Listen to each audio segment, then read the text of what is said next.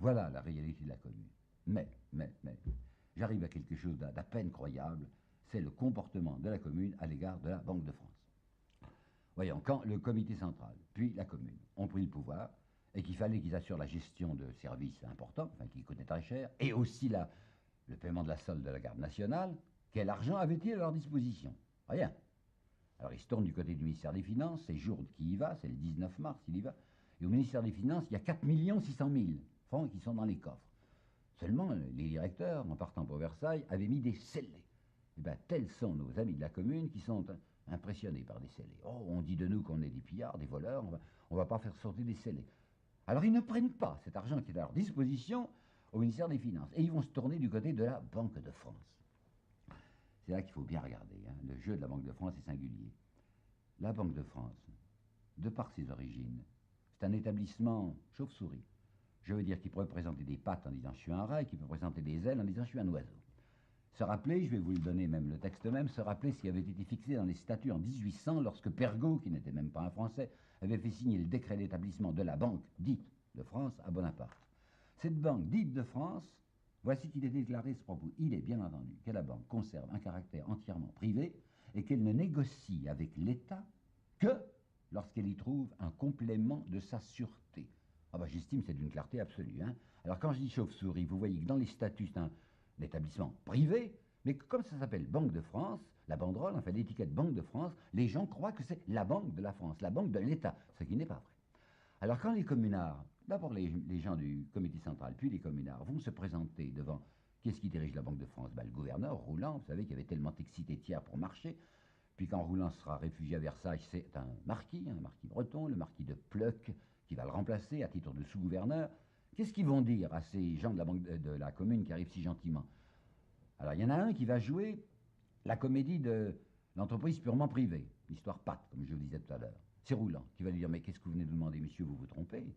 Banque de France, ça n'est pas la Banque de la France, c'est un organisme privé qui s'appelle Banque de France, c'est entendu. Mais si vous voulez nous prendre de l'argent, alors ça sera du vol, ça sera de l'extorsion.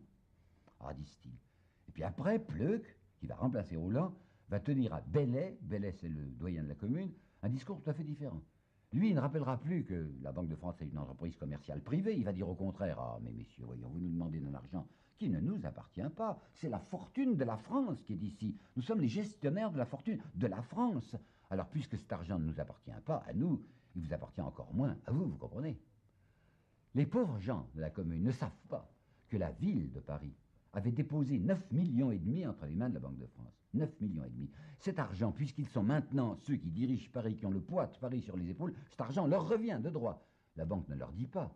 Et elle va simplement dire ceci, écoutez, en considération des circonstances, hein, ça va mal, c'est difficile, vous êtes le gouvernement de fait, nous voulons bien consentir à des avances. Et encore, toutes les fois qu'on vous donnera de l'argent, il faudra bien que vous inscriviez sur le reçu argent réquisitionné. Admirez, n'est-ce pas, le procédé de l'argent qu'ils doivent à la ville de Paris, l'argent qui appartient à la ville de Paris, ils font semblant qu'on le réquisitionne de force. Au total, la Banque de France aura versé à la commune 20 millions, pas même 20 millions. 20 millions dont 9 millions appartenaient de droit à la commune. Et pendant que la Banque de France va bien vouloir avancer ou se laisser extorquer par réquisition, paraît-il, cette petite vingtaine de millions, dans le même temps, la même Banque de France va avancer 258 millions à Versailles pour préparer contre Paris une armée d'extermination. Ah oui, c'est pas mal. Hein. Bah, quelle était l'attitude des communards? Pourquoi ils ont fait ça? Il y a Vallès qui a un mot assez impressionnant, c'est dans l'insurgé. Vallès qui dit c'est un effroi de pauvres devant l'or entassé et devant les billets. Un effroi de pauvres. Ces pauvres gens, car ce sont tous des pauvres gens, sauf Bellay, ils sont intimidés.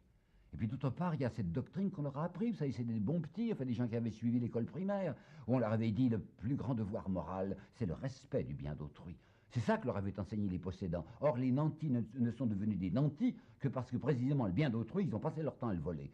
Mais les pauvres gens, les petits gens, les enfants, quoi, qui marchent, ils disent « Ah oui, c'est vrai, hein, bien d'autrui. » Alors, on ne va pas toucher à cet argent-là. Ce qui fera beaucoup rire des gens comme le comte d'Hérisson, dont je vous ai déjà parlé, qui est un homme qui a son franc-parler et qui vous sort des phrases inattendues. Et le comte d'Hérisson, il dit « Il est amusant de voir ces enfants de la commune mendier ce qu'ils n'avaient qu'à saisir. » Engels, dira Engels, vous savez l'ami de Marx, la Banque de France aux mains de la commune, Ça valait mieux que 10 000 otages.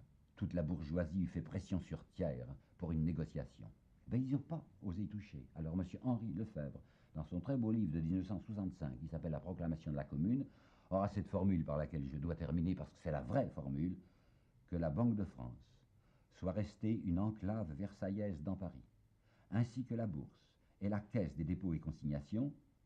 C'est un étonnement pour l'historien et un scandale. Et je vais encore vous ajouter ce petit document que j'ai trouvé dans l'illustration du 25 avril 1871, c'est-à-dire en pleine commune.